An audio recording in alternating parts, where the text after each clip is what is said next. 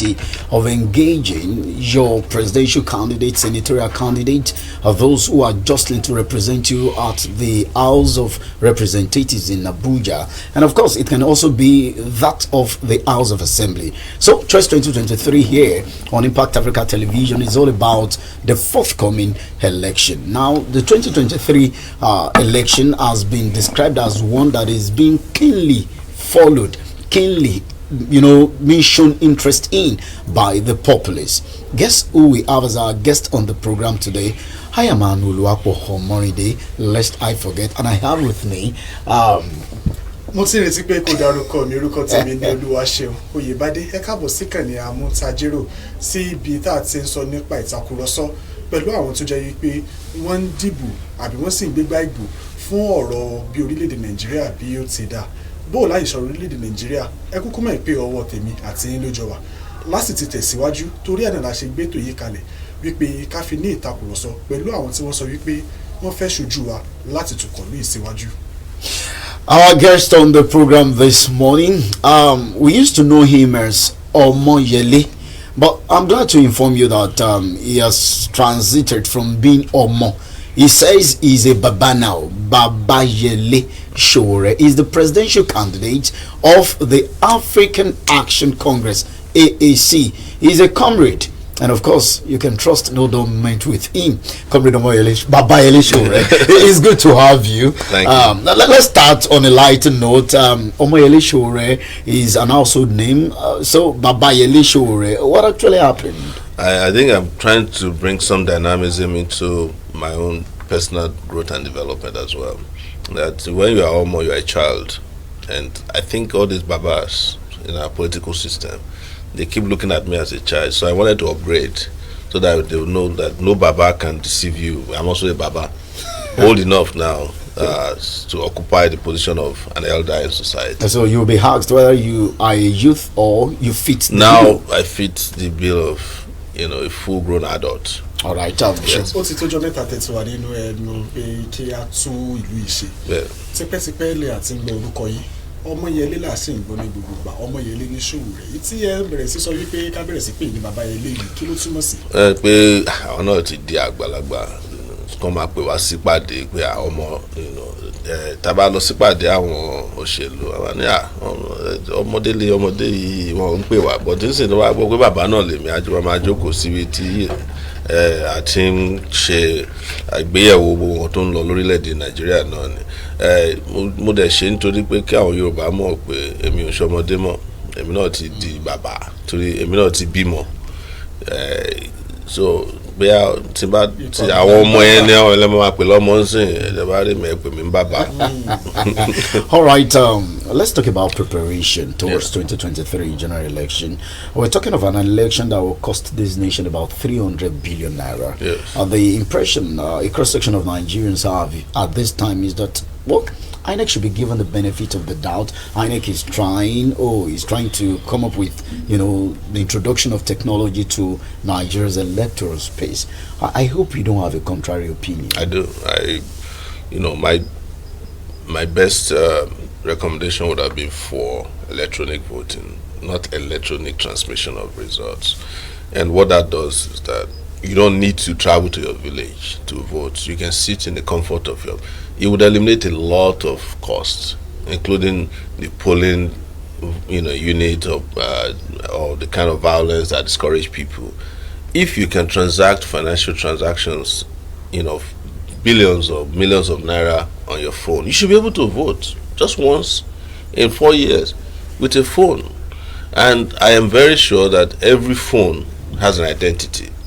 So if you have 10 and you think you can vote with 10, it will tell you already that you've voted, no matter which phone you use, because you have this one unique ID that says that's your voter's unique ID, just like you have your voter's card number.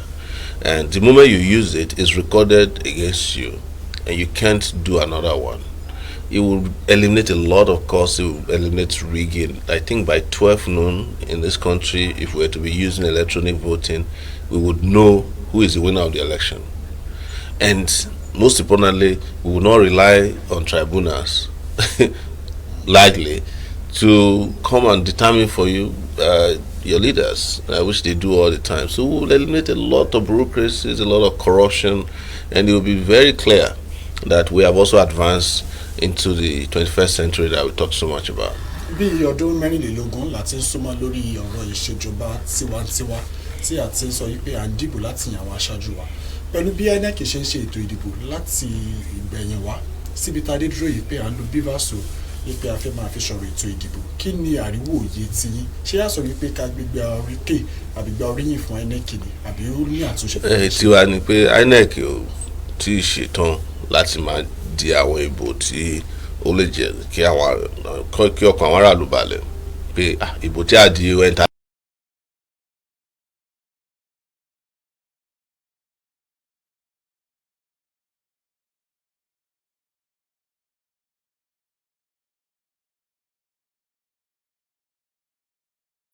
Cell phone yìí ẹ wá lè kó àwọn yẹn síbì kan wọn ò ní pọ̀ tó lè lọ dìbò wọn á ti sọ síwájú pé àlẹ́ rọ̀ lọ́wọ́ ó dàbí pé èèyàn tó fẹ́ gbowó ni ọ̀pọ̀lọpọ̀ èèyàn lè jókòó sílé kó send owó lórí app wọn ẹlòmíì tí ó bá fẹ́ send app á lọ sí bank but ẹ̀yin náà ẹ wò pé tó bá jẹ́ pé gbogbo àwọn tí wọ́n ní account ló ń lọ sí bank á ti fàyà torí ẹmu èèyàn tó lákàntì Nàìjíríà 128 million people ló ní bank account nsìn tó bá jẹ́ pé gbogbo ló máa ń jí lára àárọ̀ tán lọ ń gbowó bank ẹ̀mọ̀ yìí náà máa rí banking line á ju line epo lọ.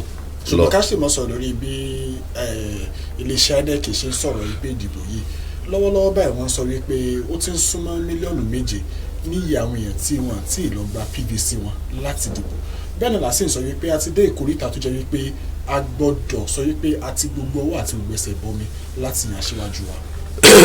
ara nǹkan tí à ń sọ náà ni pé tí INEC bá mọ nǹkan tó ń ṣe INEC ò ní láti máa fún yàn ní voters card ṣòye anybody tó bá ní passport ó yẹ kó lè lò láti dìbò ṣòye àbí ẹni tó bá ní national identity card because ẹyọ kan ló yẹ kí gbogbo wa ní tẹ bá dé ibi ìdìbò yẹn tí orúkọ yóò bá sí nínú kínní àwọn lè wà ní pé kẹ́ lọ mú ID card kan wá sí kó jẹ́ méjì further IDs but ẹmu èèyàn tó máa fún yàn ID card nílùú yìí wọ́n fún yín driver's license wọ́n fún yín ní passport gba ID card bank national population náà wọ́n fẹ́ kó kàn máa print káàdì tiwọn káàdì ti pọ̀ jù ọ̀nà kan ló yẹ kí gbogbo wa ti ní káàdì yẹn ni ó máa jẹ́ basis láti gba any other thing tẹ́ bá ti gba national identity card ẹ lò láti ṣí bank account but àwọn bank náà tún ní tiwọn tó ń pè ní BVN so ó ti pọ̀ jù ó yẹ kí kan nínú àwọn yẹn kó lè tó láti dìbò gbogbo pé INEC ló ń fún yàn ID card kò necessary. All right, the impression that has been sold to Nigerians, and when you look at it, it actually looks not like a ruse, is the fact that you must have a deep pocket to become the president of this country. And that's one of the reasons why many Nigerians believe no, it's for secluded or exclusive limited number of people. Yes. How rich is Sowore, and yet he wants to become the president of this country? It is not true that you have to have a deep pocket. You need a deep pocket to buy and bribe people during election. You should be a person of idea to rule a country. You know that a lot of people talk about Obama a lot, Barack Obama. It was after he became president and left the presidency of the US that he was able to pay back his school loans. He didn't have money. He was not even categorized as, maybe you call him a middle class person. We're talking of a developed country. Well, it should cost more to be elected in the US that has 320 million people than Nigeria that has 200 million people. It should cost more. It costs for election in those places. But what they do there is that the moment you show that you have bright ideas and you are capable of running their country, the people own the process by contributing money to help you run for election. They contribute cash, kind. People do things on their own for you. But here, you have to loot a bank first before you become president. And when you become president, then you start looting the treasury. That's why we don't have progress and development here. So I'm not rich by any stretch, right? I was the first and only candidate who freely declared my assets when Serap asked all the candidates to declare their assets. The others are still calculating 6 months since they asked them to do so. Do you know why? I have never lived any shady life. I declared my assets in 10 minutes. I have a house in the village. At that time, I had 2 cars. Now I only have 1. I declared my iPhone. So people call me and say, why are you declaring iPhone? I say it's an asset. Do you know why? iPhone can build a house in some parts of Nigeria. It costs ₦1 million or more to get an iPhone. If you steal an iPhone, you can be sentenced to death in this country. Somebody was sentenced to death for stealing the governor's phone in Osun State because it's a big asset. But to just directly answer your question, you don't, under normal circumstances, you should not be a deep pocket or be a thief to be able to buy the presidency of Nigeria. It is an anomaly that is what we have conditioned ourselves to believe. Even INEC says that for presidential election, you are only allowed to spend 4 billion naira. I actually think it is fair, but that's even too much. Because where are you going to get 4 billion naira? If you spend 4 billion naira winning an election, you are going to steal. There's no question about it. If your salary as president is 1.something million naira a month, you add all of it together times 12 times 4. Does it reach 100 million naira? Why would you then acquire the office with 4 billion naira? Doesn't make sense. That's how you create thieves in the system.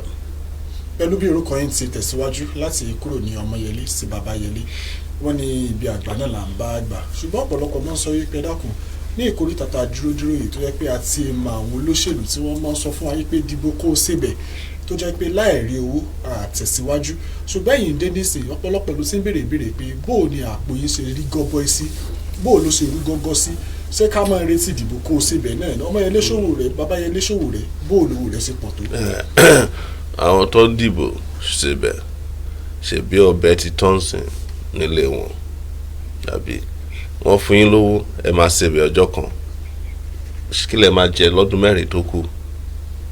Èmi ò bá wọn ṣe ẹgbẹ́ ìdìbò kó ṣèbẹ̀.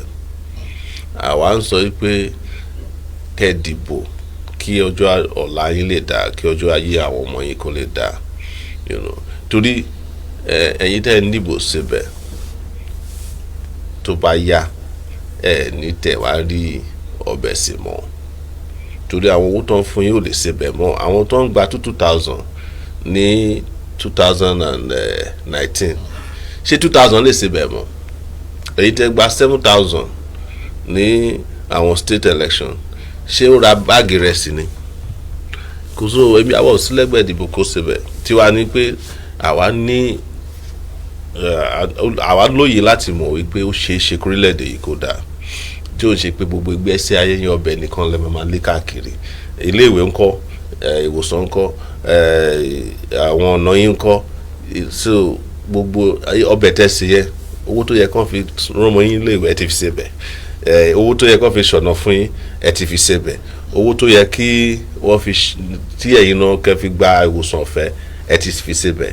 So ṣọ́bẹ̀ lẹ wá jẹ láyé ni.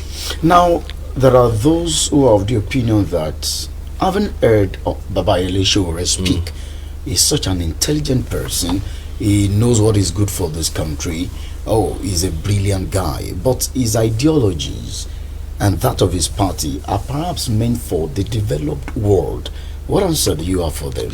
I'm in a hurry to develop this country. We have a lot of catching up to do. Nigeria should not be perpetually referred to as a third world country or an underdeveloped nation. So the developed world also got there by ensuring that they elect brilliant people. That's how the developed world came about. They also came from where we're coming from now. America don't used to be this developed. There was a time there was depression, famine, they've had pandemics, epidemics before. But over time, they developed and worked to ensure that they don't go backwards. Here, we like the appellation of underdevelopment. At a time, like Fela said, they'll call you developed world, third world nation, non-allied nation. There's nothing terrible that we don't like to be in. Now, we have now moved to the worst of the worst. We are the world capital of poverty, and we are proud of it. So the truth is that without these ideas, these brilliant ideologies, we can't develop. We have come to that agreement. You cannot develop Nigeria without electricity. So if you like, keep accepting the dregs of your society who underdevelop your country or who arrest the development of the country. It's not going to take you anywhere. I want Nigeria to be answering developed world too. But do you know same way meeting? India was answering developed, they say it's answering developed world today. The same way China is answering developed world today. And some countries around us, like Rwanda, on the continent of Africa, they don't even refer to them as third world countries, conveniently anymore. South Africa, that we're fighting for during apartheid, has developed beyond us. So what is wrong with developing? Do you know the enormity of what you're stepping into? Because some persons will argue that things are so bad that they don't want any excuse from any president that comes into place. For instance, President Muhammadu Buhari came on board and he said he never knew things are this bad. And Nigerians are eager to heave a sigh of relief. And so what they want to know is how their president wants to take them to the desired destination. So let's begin to talk about what these plans of yours are. Let's start with the economy. Not many people can feed well in Nigeria. They ration their meal now, 101, 011 and all that. Well, what's your plan for the economy? So we are running an economic system completely run by buccaneers. As I'm talking to you today, and listen to this, very important. The most important monetary officer of Nigeria, who is he? Central Bank Governor, right? The Central Bank Governor, as we speak, is on the run, having been accused of terrorism, terrorist financing by the DSS. The DSS is supposed to be a highly respected security agency. They are your friends. That's why I said they are supposed to be. I know them very well.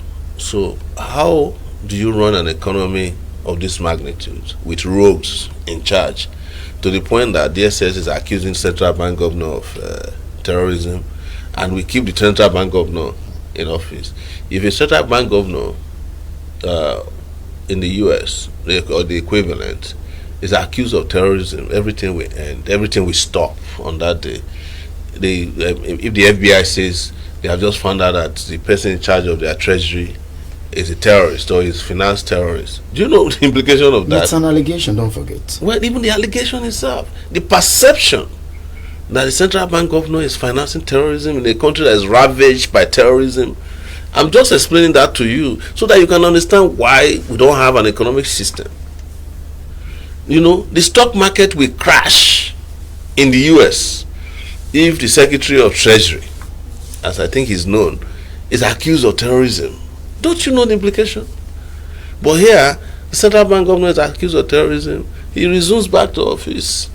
He brings in police. The DSS is looking for him. The army is protecting him. You understand? This country is a joke. We don't have an economic system. So we are bringing to bear on the country an economic team that is running an economy. And what is this economic system? It's an economic system that completely takes care of the economic interests of the people. People think that economics is about figures. The stock market is going up, consumption is down, but it's bigger than that. Economy, or an economic system, is a philosophy. It's the life wire of a country. It's oxygen. So it has a lot of components, including personnel, credible personnel managing them. It has a component about wages. It has a component, because the goal of an economy is to make life good, is to make the living condition of the citizens of a country to be fantastic. The role of an economy is not to fund a few. For instance, according to records of the government, 5 people have more money than 200 million people in Nigeria.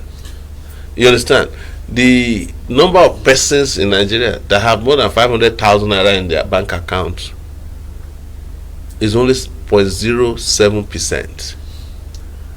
why did we get there? Because they're running the economy, in the worst form. And like I said, I'm not throwing figures around to confuse you. I'm giving you what an economy should be philosophically, and that's how we're going to run an open and transparent economic system that deals with issues of indices of life, not figures.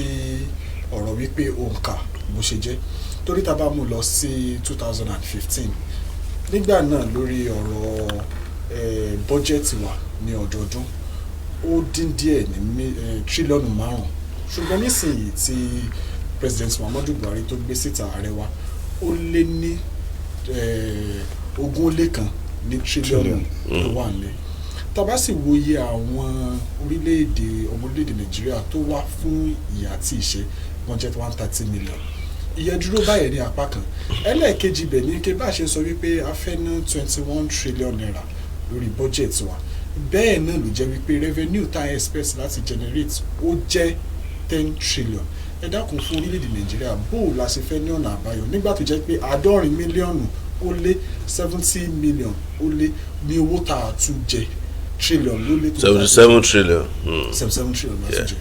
ṣẹ́ẹ̀rì ẹ jẹ́ kí n ṣe àlàyé fún àwọn 77 trillion tá a jẹ gbèsè náà ń pè táwa bá wá sórí oyè a sọ fún àwọn tó ń yáwó pé ká kọ́kọ́ ṣàlàyé èlò náà yá níbo lówó gbà torí èmi ò rí sáyìn pé wọ́n ná 77 trillion naira sí Nàìjíríà yìí látọdún 4 àdọ́dún 8 sẹ́yìn o. You can see it. You can see the impact. So a béèrè pé ṣé lóòótọ́ ni wọ́n yáwó àbí wọ́n kàn ń ṣètọ́jú ara wọn bí àwọn ológun ṣe ń gbà nítorí nǹkan tí mo ṣe sọ bẹ́ẹ̀ ni pé nígbà tí àwọn alágbádá dé ní 1999 tó ní àjẹgbèsè 30 billion lájẹngbà yẹn àìsanwó padà a rí i pé ọ̀pọ̀lọpọ̀ owó ẹ̀sanwó padà àjẹwò in fact wọ́n sì ń dáwó padà fún àwọn state àti local government tí wọ́n deduct owó tó ń sọ pé wọ́n jẹ gbèsè a discover pé wọ́n jẹ nìkẹ́ni ń gbèsè so ìyẹn àkọ́kọ́ láti ṣe àgbéyẹ̀wò àti láti mọ iye tá a jẹ àmọ́ nípa àwọn budget tí ẹ ń sọ tó bá jẹ́ pé a ní àwọn olórí tí wọ́n fọkànbalẹ̀ àbí pé wọ́n lóòótọ́ ẹ rí i pé a ní láti yáwó fún budget 2023 kí ni ìdí mo ṣe sọ bẹ́ẹ̀ ni pé a ti rí nígbà tá a ṣe research and prepare fún presidency pé Nàìjíríà fúnra ẹ̀ ní 11 trillion naira lọ́wọ́ àwọn oríṣiríṣi offices tó ń generate owó fún Nàìjíríà tí wọ́n ti dá padà sí treasury àwọn tó ń wa epo rọ̀bì wọ́n jẹ taxes tó ń lọ bí $4 billion tẹ́ bá dá padà sí náírà ṣé ẹmọye tó máa jẹ àbí òye yìí ní epo tó yẹ ká máa wà lójoojúmọ́ tó yẹ ká máa wà àwa nítorí pé àwọn tó wà ní ìjọba pẹ̀lú àwọn kan wọ́n ń jí epo rọ̀bì lójoojúmọ́ kò ní ṣe àwọn Niger Delta militant ló ń jí epo eléyìí kò ń ṣe àwọn epo pé wọ́n ń fi gallon ń jí epo no wọ́n ń fi báàjì wọ́n wà wọnú Nàìjíríà jẹ́ kí n ṣàlàyé fún yín pé àwọn ọkọ̀ tó ń pè ní báàjì ọkọ̀ ńláńlá yẹn kò sí ètò lè wọ Nàìjíríà láì ṣe pé àwọn olórí orílẹ̀-èdè wa mọ̀ ń pa àwọn báàjì sí torí wọ́n ní tracking bọ́n ṣe ń wọ territorial waters wà la máa ń rí wọn in fact a ní radar tó máa ń sọ pé iye ọkọ̀ ńlá báyìí ló wà so tẹ́ ọkọ̀ ńlá bá wọ̀lú tí àdẹ̀ ní kó máa bọ̀ bó ti ẹ̀jọ́ kan núà ṣé bá a dá dúró pé ibo lẹ́ ń lọ ṣé ẹ tún fi ọkọ̀ núà gbé pò ní so tí ẹ bá ti mọ àyè yẹn àwọn nǹkan rúdurùdu tó ń ṣe ń sìn yìí kò ní ṣe ṣe so owó àtúnjáde yanturu ń bẹ and ọ̀pọ̀lọpọ̀ areas wà tá àti tap ọ̀rọ̀ pé gas ní àsìkò yìí tí Russia àti Ukraine tó ń jà ṣe rí i pé owó gáàsì ti lọ sókè gan tó yẹ ká àwọn dẹ̀ ní gas so kí ló ń ṣẹlẹ̀ ní gáàsì tá à ń tà tá à rówó ẹ̀ even Ukraine tó ń jagun lọ́wọ́ wọ́n ń ta grain fún wa kí ló dé tí Ukraine lè máa ta grain fún Nàìjíríà nígbà tó ń jagun pẹ̀lú Russia Nàìjíríà tí ò jagun tí ò lè ta epo gbogbo ẹ̀ ní láti ṣe pẹ̀lú àwọn olórí wa àti àwọn ìgárá lọ́sà mo ṣe máa ń sọ wọ́n wà ní Central Bank a ní ìrírí wípé ẹ máa ń jà fún ẹ̀tọ́ àwọn orílẹ̀-èdè Nàìjíríà láti ìgbà tẹ́ ti wà nílé ìwé wa bẹ́ẹ̀ ni là ń mọ̀ nípa ìtàn Mandela nílẹ̀ South Africa àmọ́ ìtàn Mugabe náà ìjà kan ni Mandela jà tó fi gba òmìnira fáwọn èèyàn rẹ̀ Mugabe di ẹni tá a lè lé kúrò lórí oyè mọ́ nígbà ní Zimbabwe fún Omoyele Sowore tó jẹ́ pé òun náà ń jàjà fún àwọn ọmọ orílẹ̀-èdè Nàìjíríà wípé Babayẹlé nísìnyí tẹ́ bá bọ́ sórí àléfà ṣé kìí ṣe wípé ẹ dàbí Mugabe àbíbi tí Mandela lè ṣe ìrìnàjò. Kò sí àyè fún ẹnikẹ́ni lórílẹ̀‐èdè Nàìjíríà mo fẹ́ kẹ́ wo history Nàìjíríà láti di Mugabe wọ́n ti try títí kò ṣeé ṣe àwọn ológun ń dánwò kò bọ́ sí Babangida try kò work Abacha ṣe olùlẹ̀ ṣòye Ọbásanjọ́ gan ṣe olùlẹ̀ lórí third term àbí Yar'Adua ṣe ó kú sí díẹ̀ náà ni Yar'Adua ọ̀tẹ̀ ṣe so kò sẹ́ni tó wá sí Nàìjíríà ṣẹ́rí democracy ti dé ó ti wá múlé sí sórílẹ̀ ó ti rinlẹ̀ lórí Nàìjíríà so káyé màmá sọ pé èèyàn kan fẹ́ di Mugabe kí ni èmi sọ wípé tí n bá di ààrẹ orílẹ̀-èdè yìí ní ọdún méjì tí n bá di ààrẹ lára àwọn nǹkan tẹ́ ń gbọ́ lẹ́nu mi tí n bá lè ṣe màá resign ọdún méjì mo dẹ̀ ti sọ káàkiri bá a ṣe máa tún lu ìṣe làwa ní lọ́kàn kò ń ṣe láti lọ di permanent president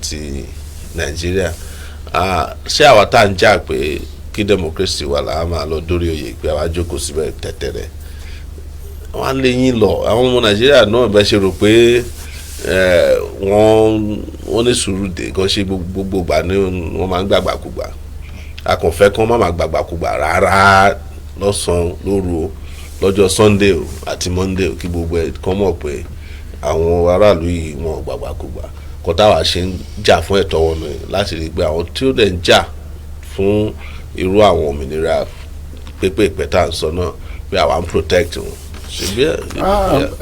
Let me tell you, during the course of my engagement with other politicians, one of the things that they've said, especially members of the All Progressives Congress, is having expressed the sense of entitlement to the presidency. The likes of Omoyele Sowore should team up with Asiwaju Bola Tinubu, since the belief is that it is the thing of the Southwest region. Can that ever happen? Has it ever crossed your mind? No. Darkness and light can never team up. You understand? It's not possible. I am not a member of their party. I detest the governor's activities of that particular political party you mentioned and the characters you have described here. I don't think that they have the audacity to say it publicly that I should team up with them. They know me enough to know that we are here to dismantle their governance style, a strategy that has ruined Nigeria. I am not also running for president based on the entitlement of Emilokon. No, I'm running because I want Nigeria to work. I'm not running because I'm Yoruba or Southwesterner or Niger Delta. No, I'm running as a Nigerian citizen and who wants to fix my country. To ask me to team up, with a team of rogues is, for me, I don't even know how to describe it. But I'm sure you are just asking this question hypothetically. And my hypothetical answer is no. It's not possible. It's not possible. Babayẹlé, lórí àwọn ọ̀dọ́, mo ti gbọ́ níbi kẹ̀kẹ́ ti sọrí wípé ọ̀pọ̀lọpọ̀ nǹkan wà tó jẹ́ pé àti ìtọ́wọ́bọ̀ lórílẹ̀‐èdè yìí láti lórí ọ̀fẹ́ ara ẹ̀ náà ní ẹ̀rọ ayélujára. Ọ̀pọ̀lọpọ̀ ọ̀dọ́ ni wọ́n ti sọ ní ìsìn gánẹ́ẹ̀kì náà ṣe sọ wípé wọ́n lórí ọ̀fẹ́ tó gọbọi nínú ètò ìdìbò yìí. Bó tẹ̀ jẹ́ pé ẹ̀yin ti di bàbá fáwọn ọ̀dọ́ nísìn báyìí, ẹ sì ti wà ní ipò kan ní tó jẹ́ pé ti jà fún àwọn bàbá àtọmọ náà lórílẹ̀‐èdè yìí. Tí ẹ bá débẹ̀ nísìnyí, kí ni nǹkan tó yàtọ̀ tó jẹ́ kí ẹ máa ṣe fún àwọn ọ̀dọ́ àbí tó máa fa àwọn ọ̀dọ́ lọ́kàn balẹ̀ wípé tiwa gangan ló wà bẹ́ẹ̀ yìí? Nǹkan méjì ni alẹ́ láti ṣe fún directly, immediately. First ni pé ká fún wọn ní opportunity, ká fún wọn ní àyè láti ṣe nǹkan tó ń bá fẹ́ tó lè mú ìlọsíwájú bá wọn àti ìlú. One of it ni education. And I think pé a máa fight for education, a máa invest lórí education. Anybody tó bá lọ sí iléèwé gíga lórílẹ̀‐èdè àwa fún ní 100,000 ní every semester as study grant, àwa fún yàn ní student loan. Tábà máa ṣe student loan ó máa ní yàtọ̀ pé ok tí yàn bá gbà ju grant yẹn lọ tó bá fẹ́, tí a bá fún yín ní loan tẹ́ bá ṣe tán ẹ máa lọ ṣiṣẹ́ ní public sector for some time as a condition ni o. But otherwise àwọn ọ̀dọ́ kan tí ọ̀dọ́ fẹ́ nìyẹn. Àbí kò sí gbogbo èèyàn tó ń lọ sí school. Ṣé tá a bá ṣe náà mọ̀nàmọ́ná àwọn ọ̀dọ́ tí wọ́n níṣẹ́ ọwọ́ wọ́n á rí ṣe ní orílẹ̀-èdè wa. ẹnìkan wà lójú là tó fẹ́ béèrè. Jẹ́ kí n sọ last one. Ok, ẹ pé ẹni tó wà lórí telephone. Hello, ẹ ti wà lójú là. Good morning, where are you calling us from? Hello. Hello, good morning. Thank you so much for joining us. Hello, ẹ káàárọ̀. ẹ káàárọ̀, orúkọ yín àti ibodè tí ń pè wá. Orúkọ mi láti Ìlọrin, Abdulrauf Àìdí láti Ìlọrin. Láti Ìlọrin, kí ni ìbéèrè yìí fún bàbá Yẹlé Sowore? Mo kọ́kọ́ fẹ́ ṣàdúrà kọ́lọ́ ọba kọjá ìbẹ̀rẹ̀ yòókù toró lóòótọ́ ìyàn ni. Bọ́lọ̀ bá wá jẹ́ ìbẹ̀rẹ̀ yòókù ipò tó ń wá ọlọ́run ọba yóò dé níbẹ̀ lágbára ọlọ́run ọba. Wọ́n sá máa sẹ̀yìn lọ́jọ́ kan lọ́hùn yóò gbélé lọ́wọ́ báyìí ní ọlá ìyá rẹ̀ àti bàbá rẹ̀ toró lóòótọ́ ìyàn ni. Inú ilé ìfẹ́ ẹ̀ nínú ayé ló ń tẹ́gbé ìsàndá bí mo ṣe wá rí wọn yìí ló ń dùn ká èyí ká máa gbúrò máa gbó kọ wọn ni. Ọlọ́run ọba ló jù wọ́n débẹ̀. ẹ ṣeun. Tí wọ́n bá wá débẹ̀ náà ọlọ́run mú wọn débẹ̀ o. Wọ́n ti sọ oríṣiríṣi nǹkan tá a mú ṣe. Kí ni wọ́n máa ṣe fún àwọn àgbàlagbà? Bẹ́ẹ̀ ẹni yìí àgbàlagbà ni o. Kí ni ẹ̀tọ́ àgbàlagbà lè máa rí gẹ́gẹ́ bí owó ìjọba? Torí pé a rí pé nínú kiri náà wọ́n ní wọ́n ń ṣe bẹ́ẹ̀ fún àwọn tó bá fi di arúgbó. Torí pé wọn lágbára ti ṣe nǹkan kan mọ́. ẹ ṣeun láti ìlú Ìlọrin. Ìbéèrè ẹlẹ́ẹ̀kejì ni pé àwọn wúlígáàsì yìí tí wọ́n lò gbòòrò bá ọgbọ́n wo làwọn dá sí kọ́nà wo bí wọ́n débẹ̀. Ìbéèrè mi ò jù wá lọ. ẹ ṣeun. All right, thank you so much for your time. Yes, ṣe rí ọ̀rọ̀ àgbàlagbà yẹn ṣe pàtàkì, ó ṣe kókó fún ìjọba tí à ń bá bọ̀. Pé àwa ti ní aṣàgbéyẹ̀wò pé láti bí ọdún 65 ni a lè sọ pé yóò ti dàgbà tí ó lè lọ bí iṣẹ́ mọ́. Anybody tó bá ti retire ọ̀nà méjì ni. Àwọn tó ń ṣiṣẹ́, àwọn àgbàlagbà tó ń ṣiṣẹ́ á dá owó wọn padà fún wọn, owó tí ó yẹ tó jẹ́ tọ́ wọn. Tó bá ṣe ọjọ́ tó bá parí iṣẹ́ ọjọ́ yẹn ló máa dá account ẹ̀, because àwa ti digitalize system civil service Nàìjíríà tá a bá ṣe dórí oyè. Bí o máa get ẹ̀ bí alert ni you are retiring next week, expect your payment. Adé máa get àwọn pension tó kù on a regular. But àwọn àgbàlagbà tí wọ́n ṣiṣẹ́ fún ìjọba tó ń jó níṣẹ́ ọwọ́, the same thing la máa wò pé kí ni iye táwọn tó ṣiṣẹ́ ń gbà. A máa fún yín ní eléyìí institutionalized elder care ni. A máa fún yín kò ń ṣe pé ká lọ kówó fún yàn kan tó máa ní kẹ́ máa bọ̀ lọ́jà ẹ wá gba trader money tó àti yọ tí wọ́n ń bẹ̀ digital ni. A rí pé gbogbo àgbàlagbà àti collect orúkọ wọn nínú national identity card database. Adé máa make sure pé ẹ wà monitored.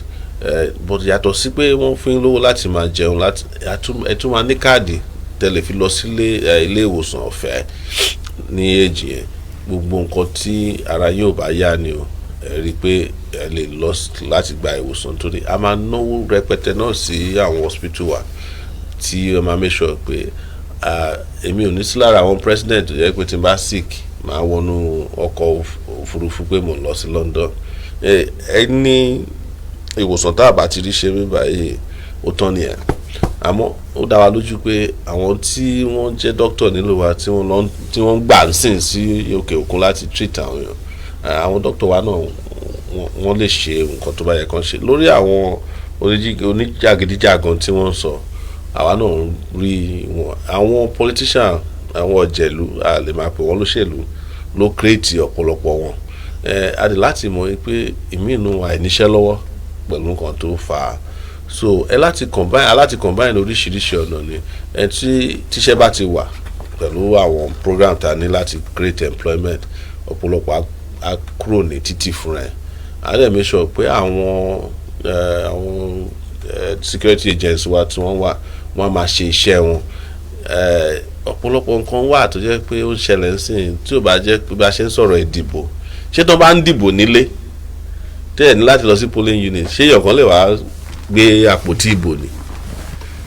Ó yẹ ká ti dé point yẹn ká ti kọjá point yẹn tẹ́ bá jẹ́ pé ẹ̀kọ́ wánu lẹ́yìn tó bá di tọ́sọ́gbà ẹ̀gẹ́ta láti pé àsìkò àti dìbò ti dé o ẹ̀ẹ́dẹ̀ ṣí fóònù ẹ̀ẹ́dẹ̀ dìbò ṣé èèyàn kan lè wá gbá yín létí bẹ́ẹ̀ ni.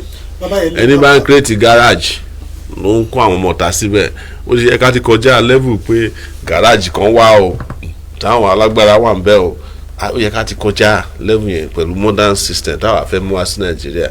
Ẹ̀kọ́ tá a ṣe máa ń sọ lánàá sọ̀rọ̀ púpọ̀ jù ni pé gbogbo gbàdá bá sọ̀rọ̀ pé afẹ́ṣẹ́lé àwọn bá ṣe ń sọ̀rọ̀ yìí wọ́n ń jí wa wọ́n ń gbọ́ wa o wọ́n ṣe lọ́ máa lọ jí program yẹn wọ́n á forúkọ wọn sí so but ẹ jẹ́ kọ́kàn yín balẹ̀ pé táwa bá débẹ̀ nǹkan máa yàtọ̀ radically ni revolutionaries làwa. Okay, the issue of structure is one that members of these big political parties turned AAC with.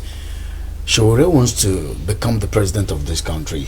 The question is, where is the structure? And it's been sold to many people that in order to win a presidential election, yes, you must have the structure. Okay, so what's your take on this? We have talked about structure too many times. That the people of a country who are desirous of a change, of any kind of change, they are the political structures of the country.